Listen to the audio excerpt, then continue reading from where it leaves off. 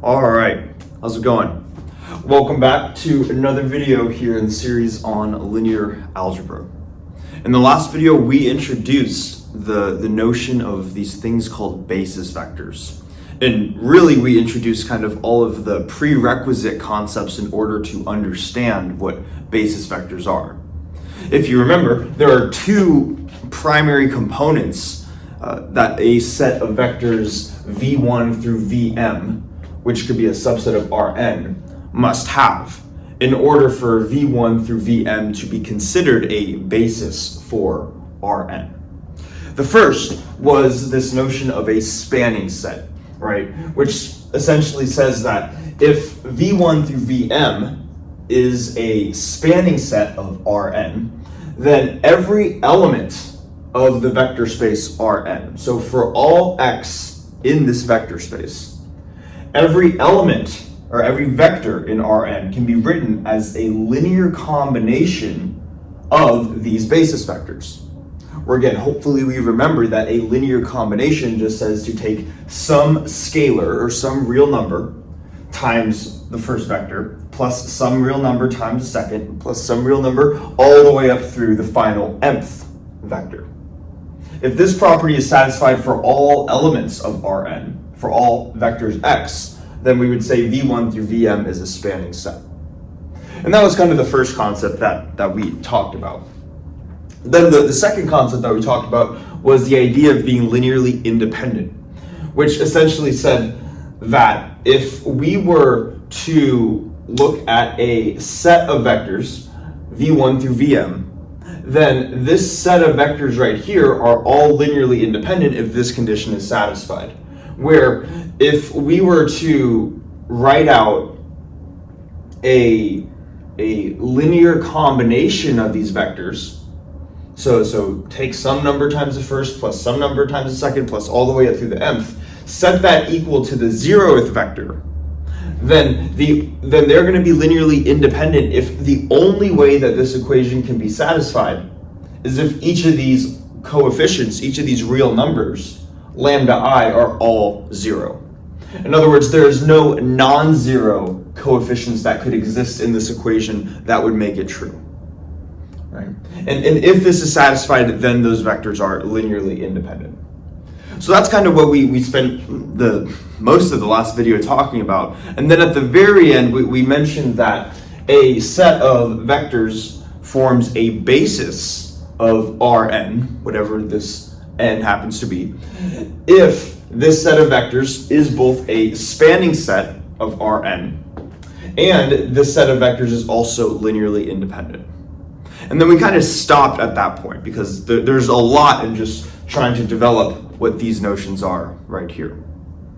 So that's where we left off at, but where do we want to continue, essentially, right?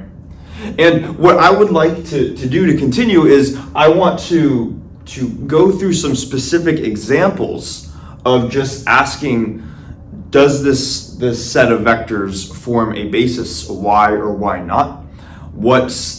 If it does, how can we show that it is a spanning set and linearly independent? And if it's not, what criteria is not satisfied? So just really making sure that we understand these concepts, because understanding what basis vectors are incredibly important. And then also, we mentioned at the very beginning of the last video that we can almost think of basis vectors like a language that math is written in. And a different basis corresponds almost to a different way of expressing the same mathematical idea. And that idea, I think, is very powerful to understand. So I want to really make sure we emphasize that in this video as well. So we can think of this video as kind of a continuation of the last video. All right. So hopefully that makes sense.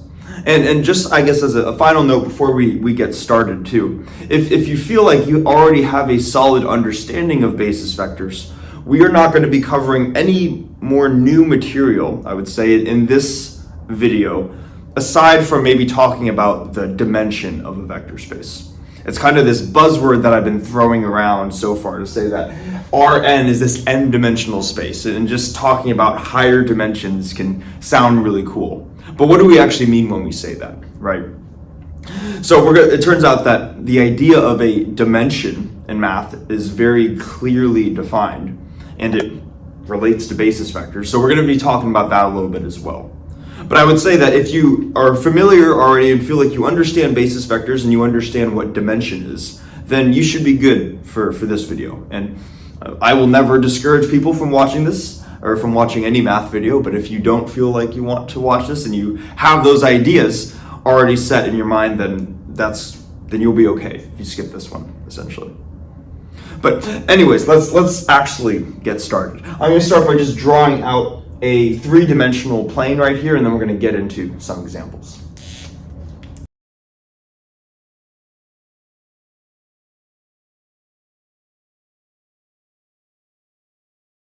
Okay, so we have a drawing right here, which is supposed to be a representation of R3, or three-dimensional space, where the axis going out of the board and into the board is the x-axis, the horizontal axis is the y-axis, and the vertical one is the z-axis. And additionally, we have this single vector v right here, which has coordinates 1, 0, 1. So we would go +1 in the x direction, 0 or nothing in the y direction, and then +1 in the z direction. So this arrow right here, hopefully we can imagine that it is pointing up a little bit and it's coming a little bit out of the board. So this would be the vector v. And maybe what we want to ask is the set, because here we have a general set of m vectors, but let's just first ask the question, is the set of this single vector v a basis of not Rn but just R3? So is the single vector v a basis of R3? We'd say, okay, well, if we want to determine, let's see, where should I stand? If we want to determine whether or not v is a basis vector, the set v by itself needs to both be a spanning set and it needs to be linearly independent. So let's go through both of those requirements. First one is the idea of a spanning set. So in other words, is this set of just the vector v a spanning set of R3, right? So how do we do that? Basically, what we want to do is we want to say, is any vector in R3, can that be written as a linear combination of the set that we have in question? Or can it be a linear combination of just the vector v?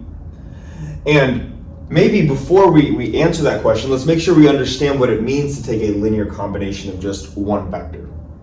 If we had a linear combination of m vectors, it would be some number times the first vector plus some number times the second plus some number all the way up through the mth vector. But if we just have one vector, the sum goes from 1 to 1. So a linear combination of one vector is simply just some number, lambda, times the vector v. Okay? Or in other words, all scalar multiples of this vector v. So we want to ask, can we write any three-dimensional vector, any arrow in this three-dimensional space as some scalar multiple of v? And throughout this video too, I recommend pausing if we need time to think about this, because this is a good way to test if we are solidifying these concepts or not. And assuming that we have paused the video, hopefully we can see that the answer to that is no. An example vector that I could take is maybe just the vector, I don't know, just the vector 1, 0, 0, or 1, 0, it really doesn't matter. Maybe, yeah, let's take the vector 1, 0, 1. So the vector, or 1, 1, 0, sorry. I had something in my head. Let's call it u, and we'll call this 1, 1, 0. That would be 1 in the x direction, and then 1 in the y direction, and then 0 in the z direction. So if I were to draw out what that would look like, that would be this vector here, where if the xy plane is flat, this arrow is lying in the flat xy plane. We're going to call it u. hopefully it makes sense that whatever number lambda I multiply this vector v by, that is only going to change the top component and the bottom component of v. But any number times 0 is just going to give me 0. There's no way that I could possibly reach the number 1. So because we have found a vector, specifically u, that is not or cannot be expressed as a linear combination of this set of vectors v, therefore we would say that v is not a spanning set of R3. Okay? Hopefully that makes sense. Now, what we did sort of implicitly last time, but I want to do it explicitly this time, is we can ask a similar related question to this. Even though the vector v is not a spanning set of R3, we can still ask the question, what is the span of this set right here, of a single vector? Regardless of if a set of vectors is a spanning set or not, it always has some span. Now, a span is simply going to be all possible linear combinations of this set of vectors that we have in question here. So, in other words, if this is how we write a linear combination of one vector, the span of this one vector would be all possible scalars plugged into here. In other words, all possible real numbers multiplied by this vector. Okay. Now that might make sense, right? The span is a bunch of vectors where you just plug in different numbers for lambda for each one. But what does that look like visually? And this is what I also want to get across. Let's first say that lambda is 2. That is a possible number that we could plug in for all the possible linear combinations. Then when lambda is 2, we're going to have 2 times v. And 2 times the vector v, and maybe let me just write it down here, 2v is going to be 2 times 1, 0, 1. Or in other words, it's going to be 2, 0, 2. If I were to draw out that vector, 2, 0, 2, on this diagram right here, we would have to go 2 in the x direction, still 0 in the y direction, and then 2 in the z direction. So that would look something, and my drawing skills, I hope, are satisfactory, but that would look something like that. So notice that it lies along the same line as 1, 0, 1, but it just has twice the length. The red arrow is twice as long as the original black arrow. And hopefully that makes sense, right? When we multiply a vector v by the number 2, we are basically saying, let's take this arrow and make it twice as big. Alternatively, you can imagine if we plugged in a negative value to get negative v, that would just simply make this negative 1, 0, negative 1. So rather than the arrow pointing this way, it's just going to point in the negative of that direction. All of the components have an additional minus sign. So negative v would be pointing, rather than up and out of the board, it would be pointing down and into the board.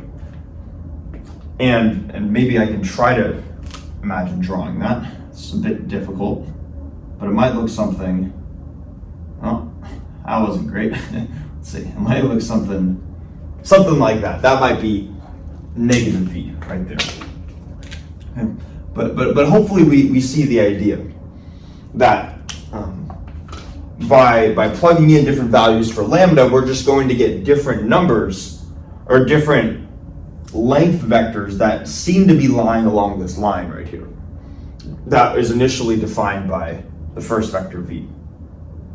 But that still does not answer the question that we asked. We asked, what is the span of this vector? What is the space? What does the space look like of all possible linear combinations of this vector? So not just the 2 cases that we looked at of lambda equals 2 or lambda equals -1, but what if we were to plug in all possible value, all real numbers for lambda? Well, then that would include 2, that would include 3, 4, 5, 6, and that would keep on, we would keep on having to extend this line just going on forever all the way through positive infinity. And because we're looking at all real numbers, we can include negative numbers, so that the line's going to extend infinitely in the negative direction as well. So what we would say is that the span of a single vector visually would be the entire line that I guess would just go on forever in both directions. And that line contains the vector 1, 0, 1. And I want to make sure that we get that picture in our head visually, that the span, and this is going to be true for any single vector. Whatever vector we have, maybe we can imagine this green marker as an arrow. It's a vector in space. It's like an arrow. That the span of any one vector is just going to be a line along the length or along the direction that this vector is pointing in, regardless of what dimension we're working in. So I could have done this in 2 dimensions, I could have done this in 3. In general, you can do this in n dimensions. What the span of one vector visually looks like is simply a line segment containing that vector. Okay. Hopefully that makes sense. And the visual picture makes sense. That's really what I want to get across with this diagram. Now, we've already established that V by itself, this 1, 0, 1, is not a basis of R3, simply because it is not a spanning set of R3. But I still want to go through establishing both criteria. I really want to take my time with this. So maybe now let's ask the question, okay, well, it's not a spanning set, but is it linearly independent? In other words, if I were to take a linear combination of this set of vectors, or this one vector, which I've written right here, if I were to take a linear combination and set it equal to the 0 vector, then is the only possible way that this equation can be true is if all of the coefficients are also equal to 0. In other words, is this equation only satisfied when we set lambda to be 0? Or is there some non-zero value of lambda that would make this equation true? And hopefully, or well, let me, I would recommend pausing if we're unsure. Okay, assuming we have paused, hopefully it makes sense that regardless of what the value of lambda is, if we were to take lambda and multiply it by this vector right here, the only way this top component is going to get to 0, and the only way this bottom component is going to get to 0, is if lambda is 0 by itself. So the only way this equation can be true is if lambda is 0. Therefore, the set of one vector is linearly independent. And this is going to be true regardless of what space we're working in. If we ever have just one vector by itself, unless we're talking about that case where the vector is the 0 vector, that's a bit of a interesting exception, but for any non-trivial vector, I should say, then any one vector by itself is guaranteed to be linearly independent. All right. So these are some interesting takeaways. The span of one vector is going to be a line in the direction that the vector is pointing, and that one vector, any vector by itself, any non-zero vector by itself is guaranteed to be linearly independent. Right? Hopefully this makes sense so far. Let's keep going with this picture. So far, the possible set that we have looked at is just one vector, V. What I'm going to do now is I'm just going to erase some of the diagram, at least. Just call this now V1, introduce a new vector, V2, and then go through the same set of questions. Is it a spanning set? Is the set linearly independent? We're going to go from there.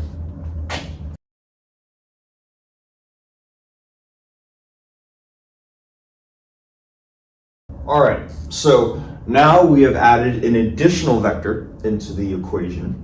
So I have V1, which maybe I should just draw out again, which is 1 in the x direction, nothing in the y direction, and then 1 in the z direction. So it is this vector right here. It's pointing a little bit up and a little bit out of the board. But now we've introduced the second vector, v2, which is 1, 1, 0, where that would be 1 in the x direction, 1 in the y direction, and then 0 in the z direction. So that would be the vector that was previously u in the previous whiteboard, but the one that is lying in this flat plane that is going a little bit out of the board and a little bit to our well, this is confusing. I mean, my left from here, I think it's your right. I don't know if the video gets inverted though. The arrow pointing this way, right? That's the idea. So we now have two vectors right here. Let me just label these. This would be v1, and this would be v2, like this. And we would want to ask the same question that we asked before, where we would want to ask, is the set v1 and v2 a basis of R3? So we could say, all right, well, we still need to go through these two criteria. Let's first see if it is a spanning set. In other words, regardless of what vector I have in R3, can that be written as a linear combination of my potential vectors in question? In other words, regardless of which vector x I choose, can it be written as some number lambda 1 times the first vector plus some number lambda 2 times second vector? This would be a linear combination of two vectors. And I'm going to make a very convenient choice, and we'll see that why in a second, why this is a convenient choice, but this will make the point and kind of tying together some of the stuff that we were looking at in previous videos. Hopefully we remember that one operation that we can perform on two vectors besides vector addition is the vector cross product, which is the cross product. So let's take that cross product, v1 cross v2. Hopefully we remember that the cross product between two vectors will output yet another vector as the output. So from taking the two input vectors, we will produce some additional vector in this three-dimensional space, and we're going to use that as a test for our spanning set. So I have v1 cross v2, and this is just some good practice familiarizing ourselves with how to compute cross products. So if we're still working on that, if that's still unfamiliar with us, I'd recommend trying this yourself, trying to take v1 cross v2 and see if you get the same answer as I do. Now, assuming that we should still go through this though, I'm going to make my 3x3 grid of I hat, j hat, k hat. Then the first row is 1, 0, 1. And the second row is 1, 1, 0. Then I just go through kind of that standard procedure that we mentioned in the last couple of videos, where if I want to look at the I hat component, I'm going to take the main diagonal 0 times 0 minus the off diagonal 1 times 1. I hat. Then I need to alternate the sign for j hat, so then I'm going to have a minus out here. And then I'm going to take 1 times 0 minus 1 times 1. And then finally for k hat, the main diagonal is going to be 1 times 1 minus 1 times 0. So 1 times 1 minus 1 times 0. This as an expression, I hope we can see the bottom of the board here, but I'm going to have negative I hat minus negative j hat. So maybe let's just write this out. We're going to have negative I hat plus j hat, and then this is going to be plus k hat right here. Or I could write it in sort of this column notation, and I'm kind of running out of room over here, so let me maybe write this down here, that the cross product, v1 cross v2, is going to be negative 1, 1, 1. Negative 1, 1, 1. Like this. All right. So that's just another vector in three-dimensional space where it'd be pointing into the board 1 unit, to the right 1 unit, and then up 1 unit. And I guess I could, you know what, fine, let's draw this. So into the board 1, to the right 1, and then it's going up by 1. So this red arrow right here, that actually looks about right too, now that I'm looking at it, would be the vector v1 cross v2. Cross v2. So this is another vector, and I just want to see, is this resulting red arrow right here, can that be written as a linear combination of v1 and v2? So let's just go through that and see if we can make that work. So what I'm going to do, I'm going to just erase the cross product part of the board, and then see if this is a, or then show how we could determine if this red arrow is there's a linear combination of v1 and v2. So if it is, my left-hand side is going to be the red arrow, my vector in question, x. So my left-hand side is going to be -1, 1, 1. That could possibly be equal to some number, lambda 1, times my first vector, which is 1, 0, 1. Plus my second vector, lambda 2, times its value, 1, 1, 0. Okay, so this is the equation we have, and from this is, because there are 3 components in this vector, it's going to lead to 3 different equations: a top equation, a middle equation, and a bottom equation. So maybe let's just write out those 3 equations down here, or at least have them in component form. So the top equation is going to be -1 equals lambda 1 times 1 plus lambda 2 times 1, or in other words, lambda 1 plus lambda 2. The middle equation is going to be 1 equals this times 0 plus lambda 2 times 1, so that equals lambda 2. And then the bottom equation is going to be 1 equals lambda 1 by itself. All right? So this is what the 3 equations that get produced from this single vector equation. And hopefully we can see that there is inherently a contradiction right here. The bottom 2 equations say the bottom one says lambda 1 needs to be 1. The middle one says lambda 2 has to be 1. But then if we were to plug in these values into here, we would get -1 equals 1 plus 1, or 2. And -1 does not equal 2. So what that tells us is that there are no real numbers which satisfy this equation. In other words, there's no possible way that this red arrow, v1 cross v2, could be written as a linear combination of these 2 vectors in question.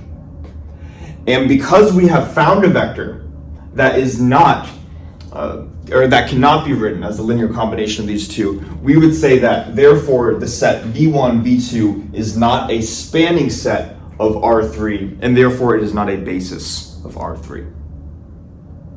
Hopefully that makes sense, and that process makes sense. Now, same thing. I'm going to erase this. Same thing that I asked last time, though. Even though v1, v2 is not a spanning set of R3, it still has a corresponding span associated with it. One second. Still has a corresponding span that we could look at. In other words, what are all possible linear combinations of v1 and v2? What does that form visually in the 3-dimensional plane? We saw that in the case of one vector, the span of a single vector was a line, and that line was pointing in the same, or the line was oriented in the same direction as that vector. So now what could we say the span is of these 2 vectors right here? And what I'm going to do is, because it can be a little bit difficult to envision this on a 3D diagram, especially when I'm drawing this in 2D, I'm just going to say let's just kind of zoom in on these 2 vectors, and I'm going to rotate it in a way where maybe v1 looks like this and maybe v2 looks something like this. Maybe the camera angle is pointed like looking up that way. Maybe this is what it looks like, or something like this, right? And notice too that I drew these in a way where they're not perpendicular to each other. And I did that for a reason, because I automatically know that V1 and V2 are not perpendicular to each other. And maybe pause the video real quick to determine, or to see if you know why, or how you could test that these two vectors are perpendicular to each other. Okay, assuming we've paused the video, the way that you could check is you could take the dot product between these two vectors. In the case where the dot product is 0, that's how you know that the vectors are going to be perpendicular. But just by looking at this, I'm going to have 1 times 1, which is 1, plus 0 times 1, or 0, plus 1 times 0, or 0. So the dot product between these two is 1, which means the dot product is not 0. So therefore, I'm going to draw this in a way where they're not perpendicular. Now, that's kind of a little side tangent. But I still want to ask the question, what is the span of these two vectors, v1 and v2? And again, that is going to be all possible linear combinations. And that's going to be lambda 1 times v1 plus lambda 2 times v2. For all real numbers, lambda 1 and lambda 2. So let's just start to take some values, and then hopefully the visual picture will arise from that. So let's take lambda 1 and lambda 2 are both equal to plus 1. So then we just have v1 plus v2. We can imagine through vector addition that vector addition is performed from the tip of one vector, and then we just would connect the tail of the other vector. So v1 plus v2 would be going from here and then up to here. So this dot would be kind of the endpoint.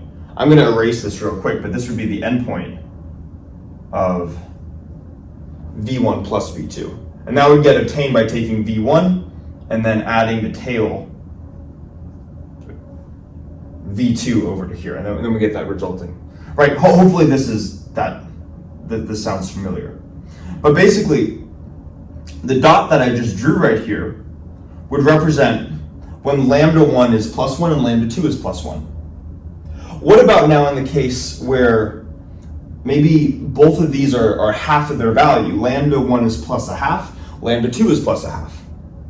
Well, what we would do is we would just take half of this vector, half of this vector, and do the same thing. We get a dot right there. All right. You can imagine if we did 3/4 too, we get something like that. Now, so it seems like we're starting to form a line right here, and of different points where different vectors would be located. And of course, I could make a point right here too, like the point where lambda 1 and lambda 2 are equal to 0. So far it might seem like we're starting to form a line, but now let me also take the case where maybe lambda 2 is 0, but lambda 1 is 1. That would be 1 times v1 plus nothing, or just v1 by itself. So that would form this dot right here. I could do the alternative case and form a dot right here. And these could keep going though, of course. I could have that I have 1 in the v1 direction, and maybe not 0 in the v2 direction, but maybe a half in the v2 direction. Maybe that would look something like this right here. If this was 1/2 for lambda 1 and 1/2 for lambda 2, maybe this dot would be 1 for lambda 1 and 1/2 for v2. Another case is if we have 1 for v2 and then a half for lambda 1, so that would go up to here. So now we're having these intermediate dots, and hopefully you can imagine if we were to just fill in all possible dots, have all these dots, and if I were to completely fill this in, and not just, if I were to completely fill this in, there would be no empty space. Essentially, this entire plane would be completely filled in order to have all possible linear combinations of these two vectors. And this would extend in the negative direction too, right? V1 pointing, negative V1 is just pointing this way. And negative V2 is pointing this way. So what I'm trying to say is that the span, all possible linear combinations of two vectors, as long as they are linearly independent, which we will get to in a second. But assuming that we have two vectors pointing in two different directions, then their span is going to form a plane. And how is that plane mapped out? It's required so that v1, the first vector, lies in this plane, and the second vector also lies in this plane. So let's see, now that hopefully we see this picture right here, let's try to translate that, at least as best as I can draw, onto this three-dimensional diagram. So the span of v1 and v2 would form a plane. And let's try to draw that plane. Let's try to draw the flat surface that contains both this vector and this vector. And I'm going to do the best that I can, but no promises that this will be clear. I'm going to just try to draw out, hopefully, a line trying to connect v1 and v2, and maybe I'll just do my best to shade that line in. And hopefully we can see that this plane right here, this is a small chunk of the plane. But you can imagine if this plane extended out infinitely in many different directions, it would look like a flat surface. And let's see, do I have a book somewhere? I will be right back.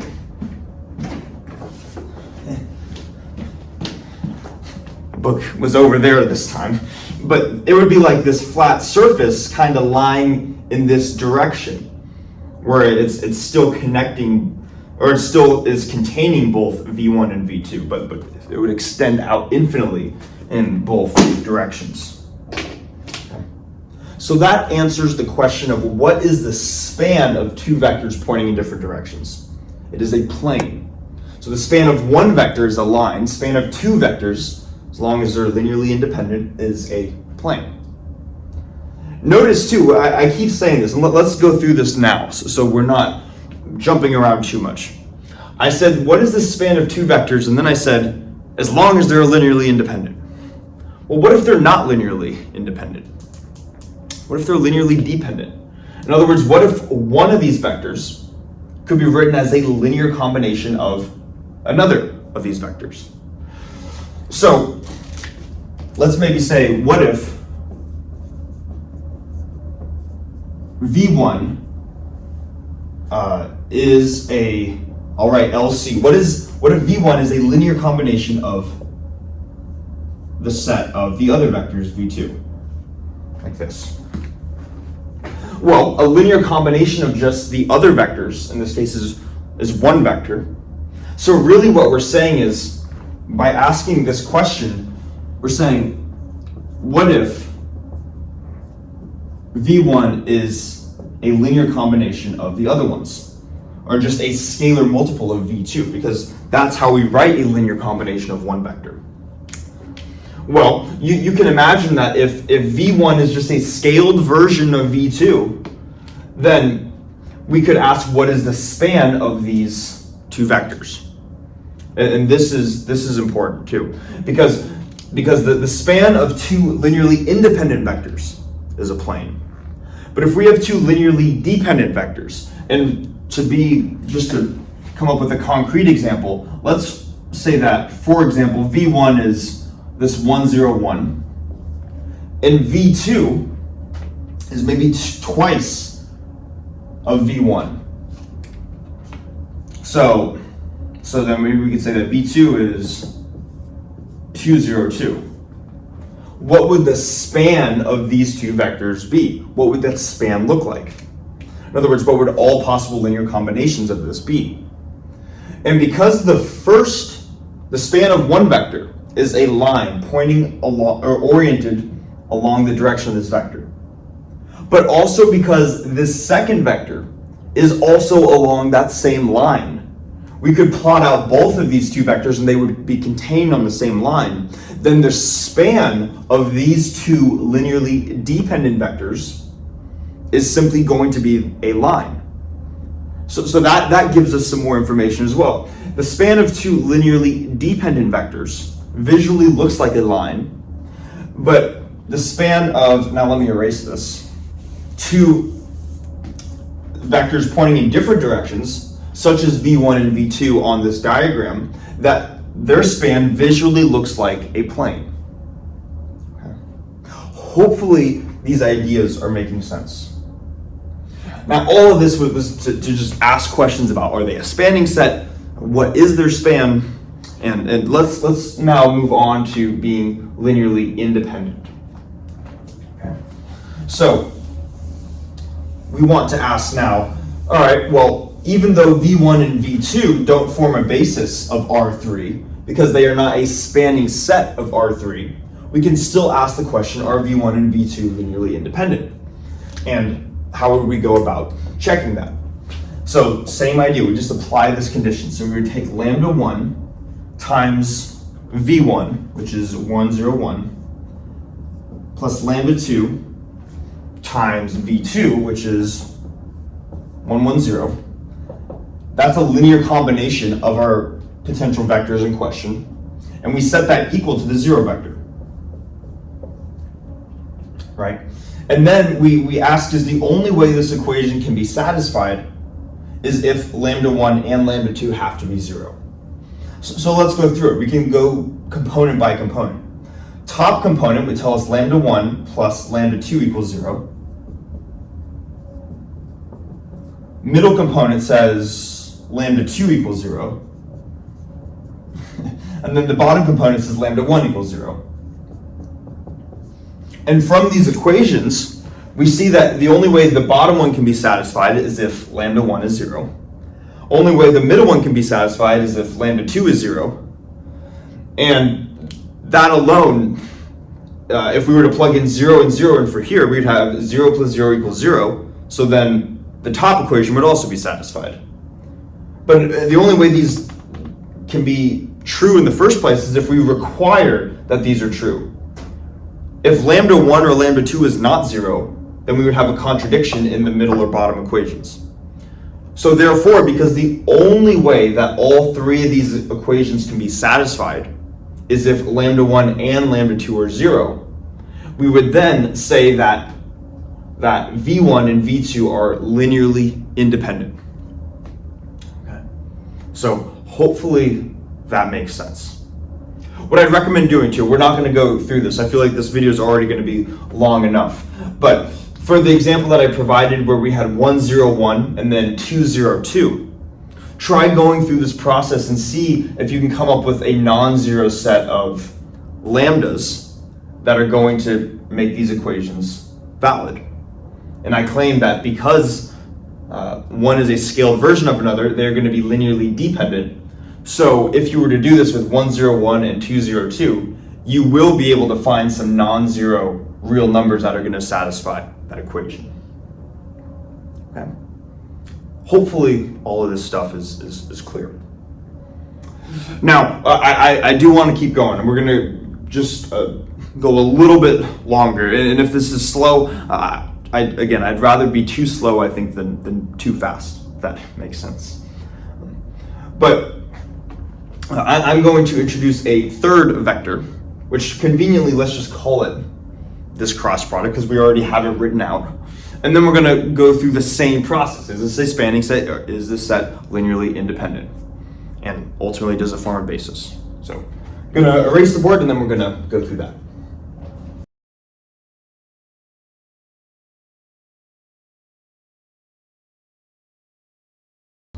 Okay, so let's keep going now. We have V1, V2, and now this third vector, V3, which we'd conveniently obtain by taking the cross product of V1 and V2. So they look like this on the diagram, and what we want to ask is the same general question that we have been asking so far.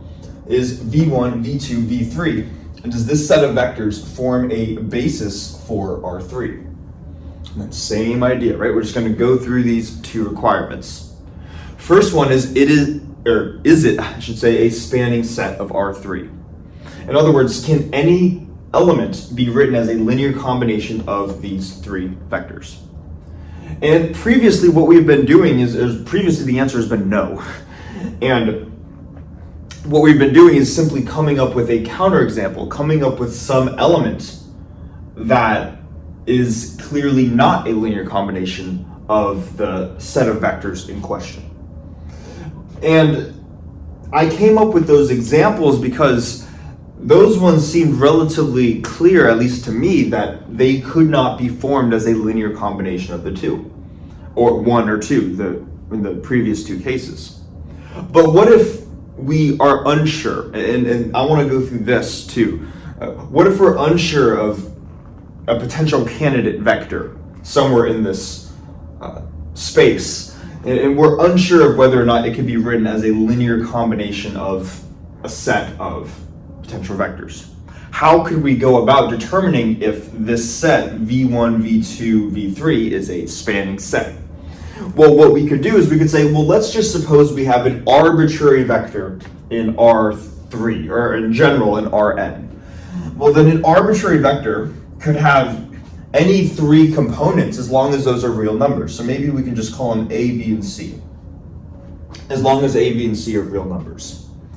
And then what we can do is, that would act as our X vector. And then what we would do is we just set it equal to a linear combination of the potential vectors in question. So it would be lambda 1 times our first vector, 1, 0, 1, plus lambda 2 times the second vector. Let's make that a little better. So lambda 2 times 1, 1, 0, plus lambda 3 times negative 1, 1, 1. Like this.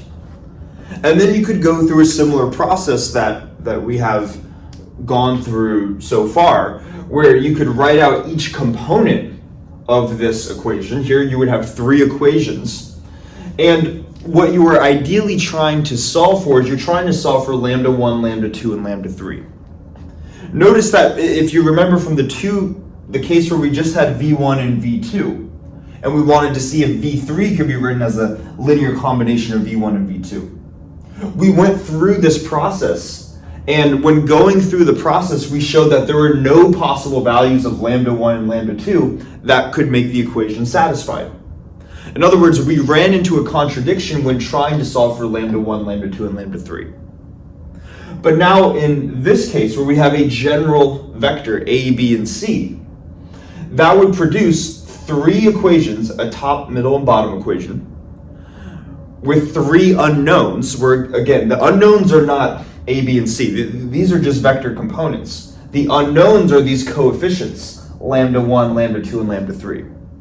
So basically what you would want to do is you would want to solve for lambda 1, lambda 2, and lambda 3. If you don't run into any contradictions, then basically any arbitrary, or I should say, if you don't run into any contradictions in the sense where lambda 1, lambda 2, and lambda 3 can be written in some way, shape, or form in terms of A, B, and C, then everything's good. That says that a general vector can be written as a linear combination of the three, and therefore this set is a spanning set. However, if you do run into any contradictions, like 1 equals 0, or 1 equals negative 1, or something like that along the way, then that would tell you that there is no possible way that you could write an arbitrary vector as a linear combination, and therefore the spanning set would, or therefore the set of vectors v1, v2, and v3 would not be a spanning set of R3. So that's the general process that you can use if you're ever unsure about whether or not a set of vectors is a spanning set of vectors. And without going through the algebra, because really this would be three equations with three unknowns, lambda 1, lambda 2, lambda 3, and you'd solve for them in terms of A, B, and C. That's just doing algebra, so I'm going to skip that step, but take my word for it, or don't, and do it yourself, and see that you won't run into any contradictions. In other words, you will be able to show that, or you should, I should say, be able to show that you can find lambda 1, lambda 2, and lambda 3, or you can find a linear combination of these three vectors, and that can equal any arbitrary three-dimensional vector ABC. Therefore, the set of vectors v1, v2, and v3 form a spanning set of R3. And this is good so far, right? This is the first requirement needed for a basis. Now, but that's not the only requirement, right? We'd also need the linearly independent requirement. Before we go through that, though, I still want to go through the same idea of saying that regardless of whether or not this set is a spanning set of R3, it still has a span associated with it. What is the span of these vectors? And hopefully it makes sense that all possible linear combinations of these three vectors, we can generalize what we were doing in the previous board. If you remember, we had something like one arrow here and one arrow here, and we imagined taking all possible linear combinations, and we ended up getting a plane if we were to fill this in completely.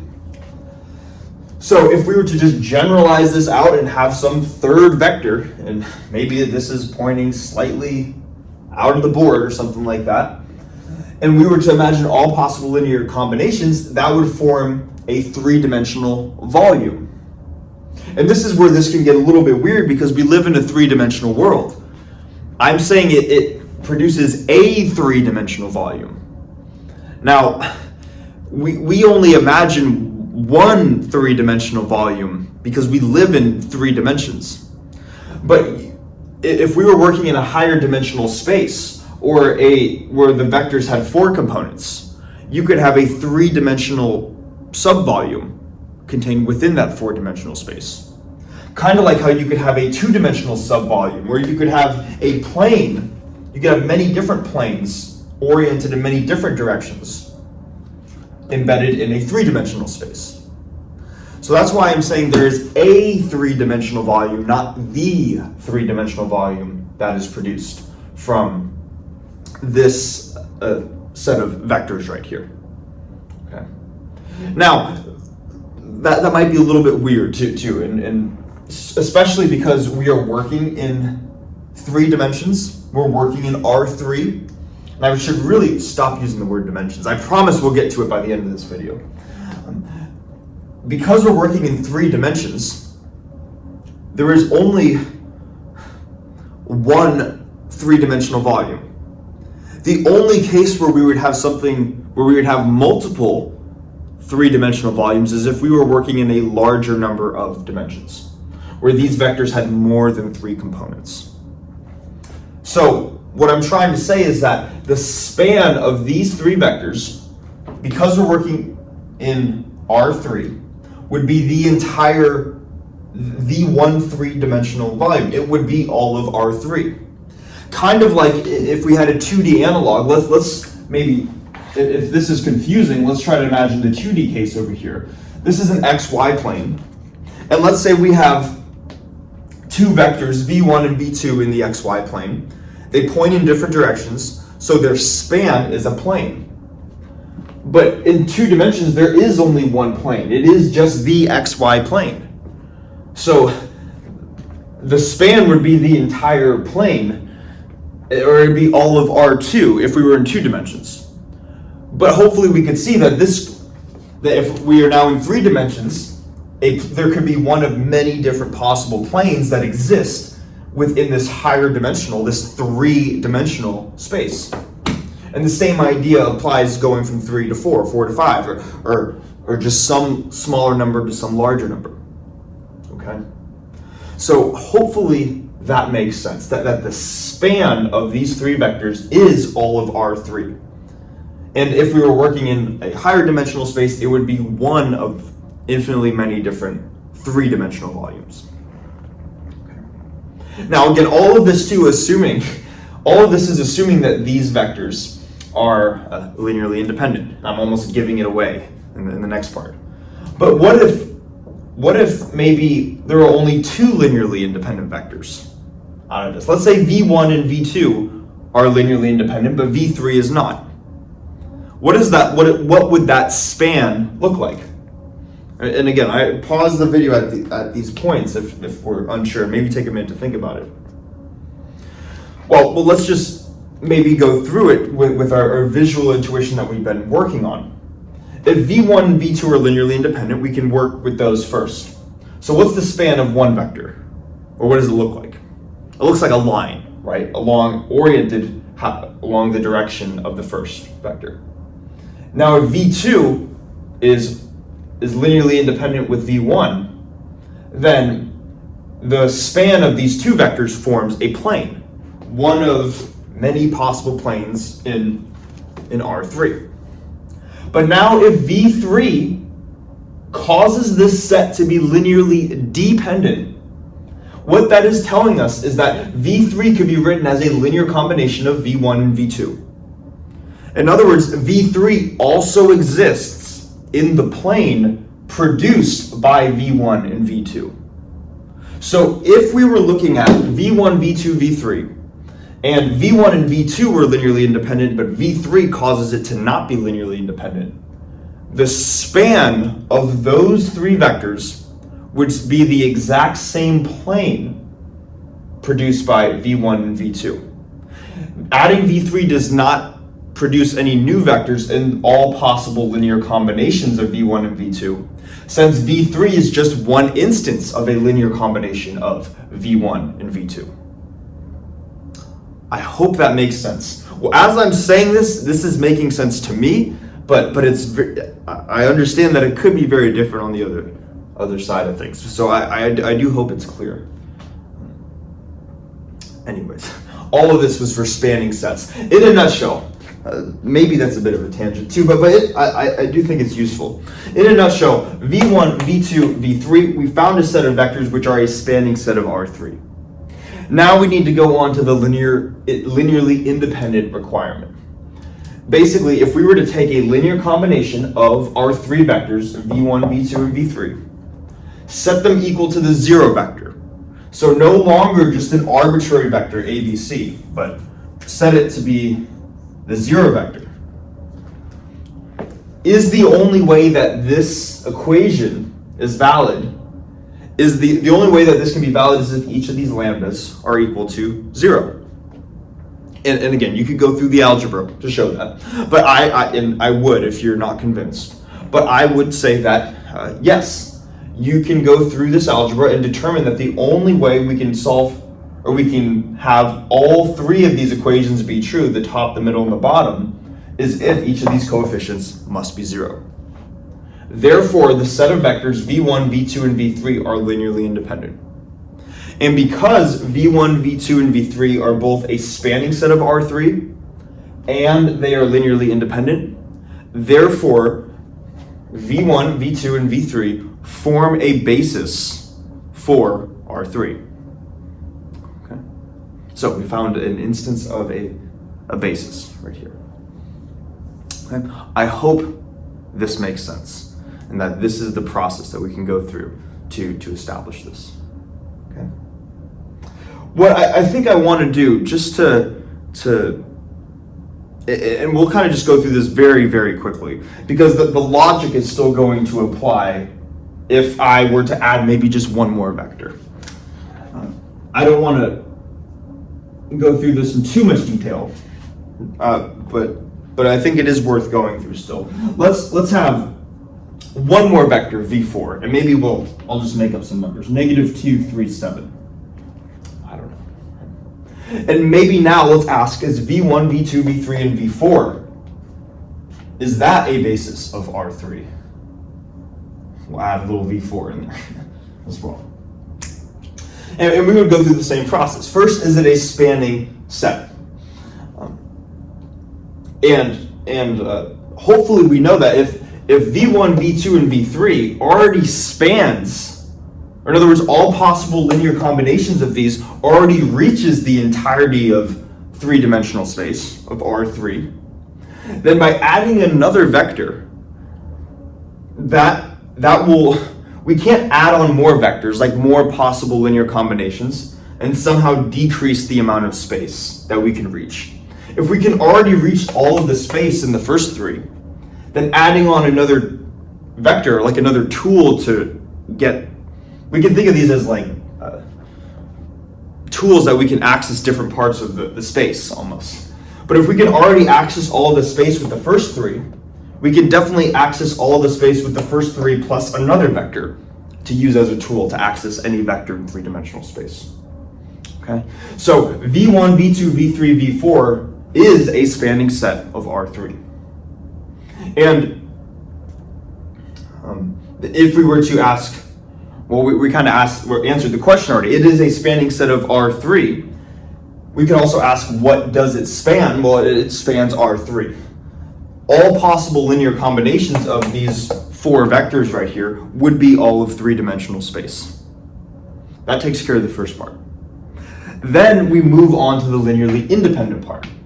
If we were to now just apply the linearly independent condition, so a linear combination, let's take the left-hand side of it, a linear combination of our vectors in question, so something times the first, plus something times the second, plus something times the third, plus lambda 4 times the fourth, so -2, 3, 7. Set that equal to the 0 vector is the only way possible that we could have this equation be true is if lambda 1, lambda 2, lambda 3, and lambda 4 are 0. And hopefully we can see just algebraically that this cannot be true. It cannot be true that the only way this equation is satisfied is if each of the lambdas are 0. And why is that? It's because we have 3 different equations, but with 4 unknowns. We have 1, 2, 3, 4 different unknown lambdas that we want to check. And if we ever have more unknowns than equations, we are inherently always going to have one, or I guess at least one free parameter. In other words, one that we can kind of set to whatever we want. And if we can set it to whatever we want, that means we don't have to set it to 0. And if we don't have to set it to 0, we can't satisfy the condition that they must all be 0. If it's possible to not set one to 0. So as soon as we add on a 4th vector, and you can see it didn't matter what I added on, we're guaranteed that they're not going to be linearly independent. So therefore, if I have 4 vectors, regardless of what the 4th one is, I know that it's not going to be a basis of R3. Okay? I hope this stuff makes sense. Again, this can be complicated when first learning about it, but hopefully going slowly through all this stuff is clear. What I want to do now is I want to, I know what I want to do. I want to think of how much I want to erase. I'll figure that out. I'm going to erase something or maybe nothing, and then we're going to just kind of finish off this video by talking about the language of basis vectors, as well as the notion of dimension. So kind of ending on some fun ideas. Okay, so I was contemplating on erasing anything, and I decided not to ultimately. There is something that I think is worth mentioning that incorporates what is essentially on the board here. And it's something that I think I mentioned a little bit in the last video, but I want to make very clear in this video. Now, when we are describing a set of basis vectors for a vector space, there are certain properties. There's a specific property that I want to point out. Let's start with looking at a spanning set. And another way of saying that a set of vectors is a spanning set of the vector space, another way of saying that is that this set of vectors right here, the span of those vectors is the entire space itself. Like when we were looking at the span of V1, V2, and V3, its span was all of 3-dimensional space. Okay, or all of R3, I should say. So keeping that in mind, we can ask ourselves, what is a general condition on a spanning set of vectors in Rn, maybe? Or let's stick with R3 for now. What would be a required condition for a spanning set of vectors in R3? And maybe we can just go back to our intuition when looking at the span of some of the previous examples. When we were looking at the span of V1, just a single vector, hopefully we remember that its span was simply a line oriented so that it was containing the vector 1, 0, 1. But its span was not all of R3, right? So the span of one vector was a line. The span of two vectors, assuming they're pointing in different directions, like these two, was a plane, the span of 3 vectors pointing in different directions was all of R3. And then we said that if we added any more vectors after that, that the span would still be R3. So notice that inherently we required at least 3 vectors in order for the span of that set of vectors to even be R3 in the first place. There is no possible way that 1 vector could span all of R3, and there's no possible way that 2 vectors, even pointing in any random directions, could span all of R3.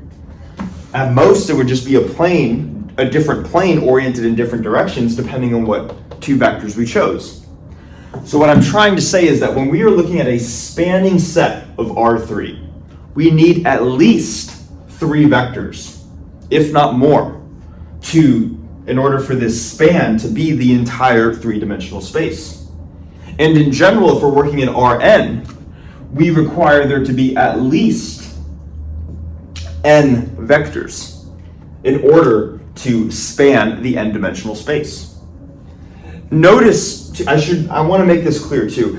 Just because we have more than n, because we have 4 vectors right here, the fact that we have 4 vectors alone does not imply that we have a spanning set. For example, I could have 4 vectors all contained within this plane, this 2-dimensional plane in the 3-dimensional space. And if I had 4 different vectors contained in this 2-dimensional plane, the span of those vectors would just be this 2-dimensional plane. It would not be all of 3-dimensional space. Or another example, if I had 4 vectors, but they were all scaled versions of each other, their span would just be that one line. It would not be all of 3-dimensional space. So just because we have more than n vectors, that does not guarantee that we have a spanning set. But we need to have at least n vectors in order for it to even be possible to have a spanning set. I hope at least with the visual stuff we've been doing, that makes sense. Now, let's go over here to the linearly independent case. Notice that when we started with just one vector, v1, we said that any single vector that's not the 0 vector, any non-trivial vector, is going to be linearly independent. So v1 was linearly independent. We showed that v1 and v2 were linearly independent. We could go through the math to show that v1, v2, v3 were linearly independent.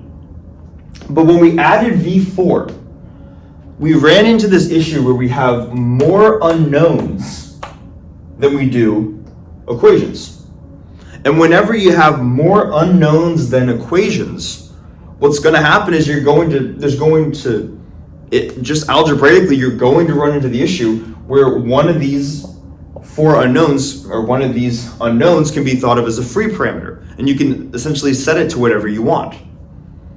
In other words, you do not have to set it to 0.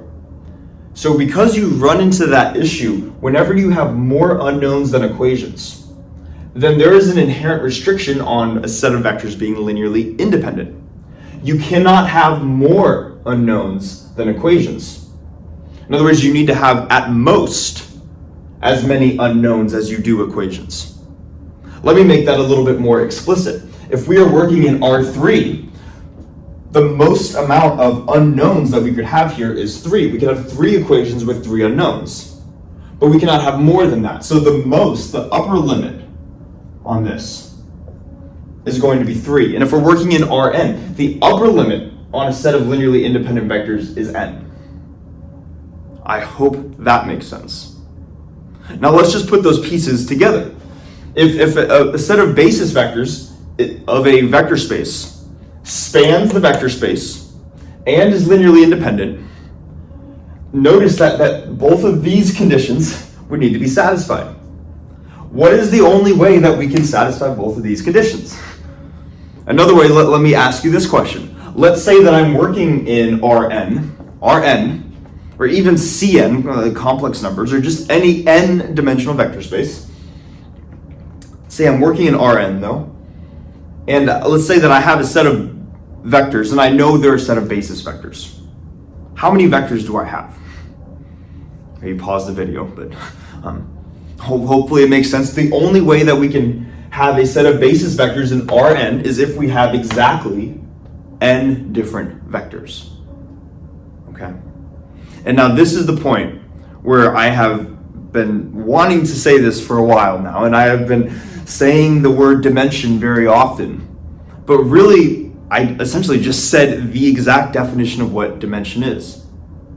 It turns out that in math, dimension is simply defined as the number of basis vectors in your vector space. Okay.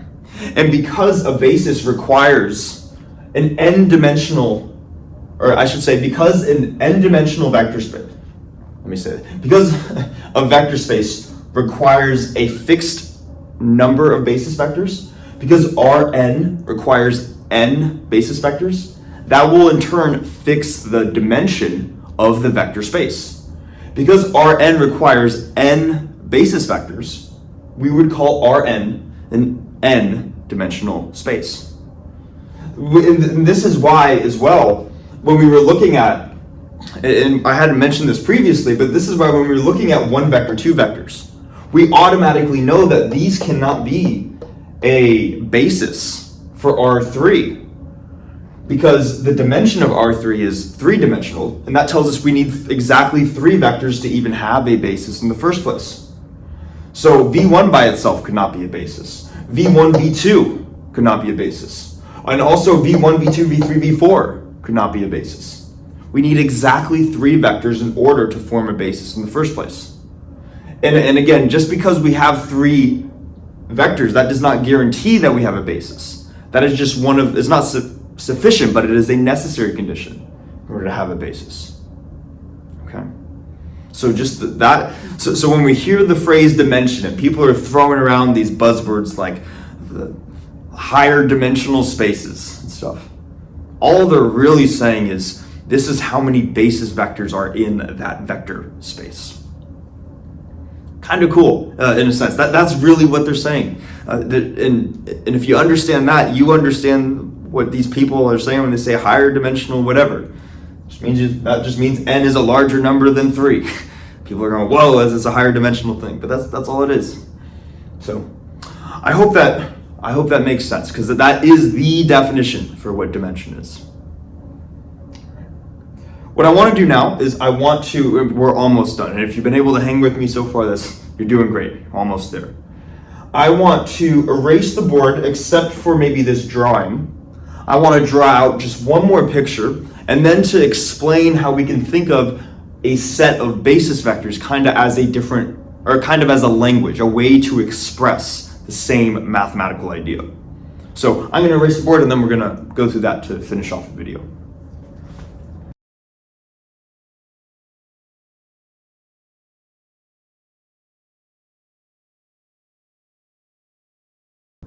All right, so most of the board is erased, except I drew this additional picture, which conveniently has these vectors we've talked about before, I hat, j hat, and k hat, which are these unit vectors pointing in the x, y, and z directions.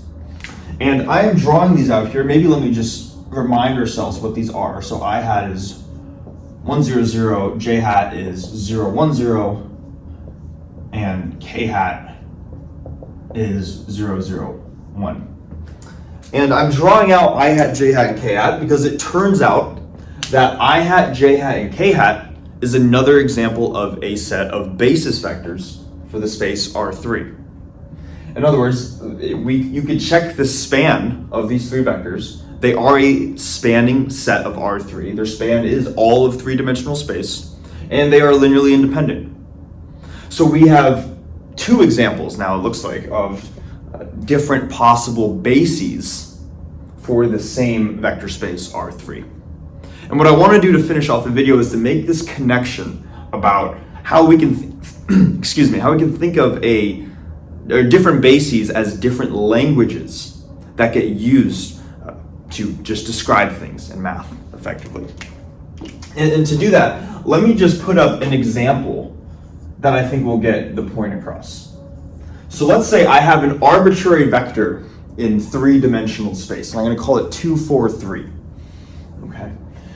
So this is some vector. This would be 2 in the x direction and then 4 in the y direction, and then 3 in the z direction. Now, what I could do, and let me say this. What I could do to describe this vector is I could say that this is 2 I hat, or 2 in the x direction, plus 4 j hat, 4 in the y direction, plus 3 k hat, 3 in the z direction. But what we have not stated so far, or what we have not really mentioned up until this point, is that this is just one language to describe the overall vector.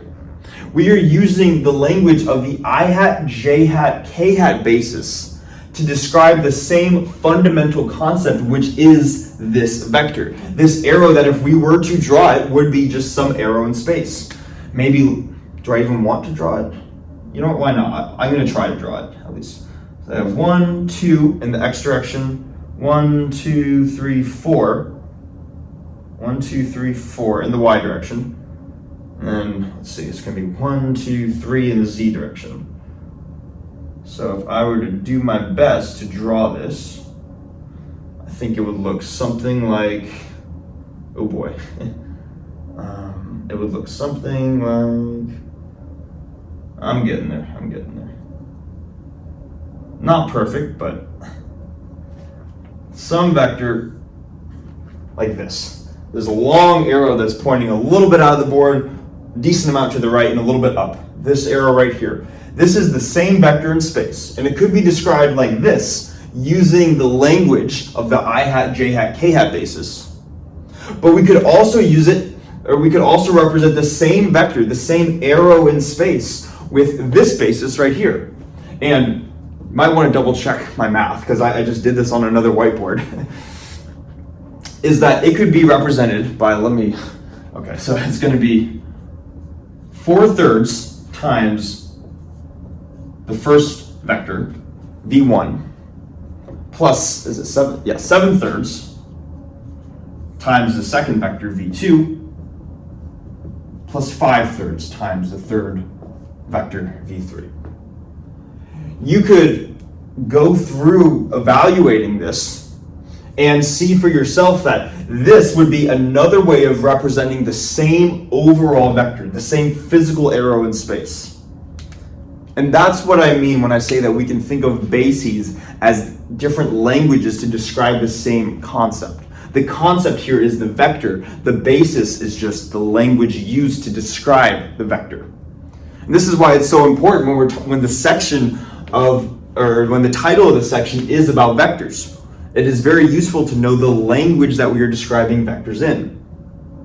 Now, I will say that one question that might come up is that when we are looking at kind of this complicated picture where we have v1, v2, and v3 versus I hat, j hat, k hat, one of these probably looks a little bit nicer than the others, even if we don't have a great way of describing it necessarily. We might so far not have a great way of describing it. And it turns out that even though one language, one set of bases is not objectively better than the others, some of them tend to be a little bit more useful when describing concepts. Just like some languages, when we speak, are easier to communicate ideas than other languages. Maybe, for instance, if a certain language does not have a word for a specific concept, then maybe that concept might be easier or more difficult to explain in one language or another. So, same idea applies here with bases. Some bases are more nice or more convenient for us to work with, even though one is not necessarily objectively better than the other. And you can imagine this is a very convenient basis. And in fact, it is such a convenient basis that I hat, j hat, k hat is given the name the standard basis. And the set of unit vectors 1, 0, 0, 0, 1, 0, 0, 0, 1. And we could continue this for n-dimensional space. But the set of vectors that have 1s in each of the positions and 0 everywhere else, that is called the standard basis, because it is such a convenient basis. It is not this arbitrary basis. It is a basis that is very easy to work in. So we might be asking ourselves, okay, Well, if some of these bases are easier to work in, why would we ever want to work in maybe this basis as opposed to another? And although I can't give an immediate example right now, I will say that we will see later on in this video series that there are some types of bases that are not the standard basis that will be very useful to work in. They will make problems significantly easier. They will make problems significantly easier for us to solve. So because of that, it will be useful to know how to change between bases, to change between languages, or to translate between languages to describe the same concept, the same vectors. But in order to even do that in the first place, we need to just know what it means to talk about vectors in different languages. And bases are the way that we do that. So I want to leave it at that. I really hope this makes sense. And I hope this helps see why linear algebra can be such an interesting topic. Because when the ideas click, it's really a neat way of being able to think about math, maybe in a way that we haven't thought of before. But yeah, let's call it for this video. Thanks so much for watching. Really appreciate it, and I will see you guys in the next one.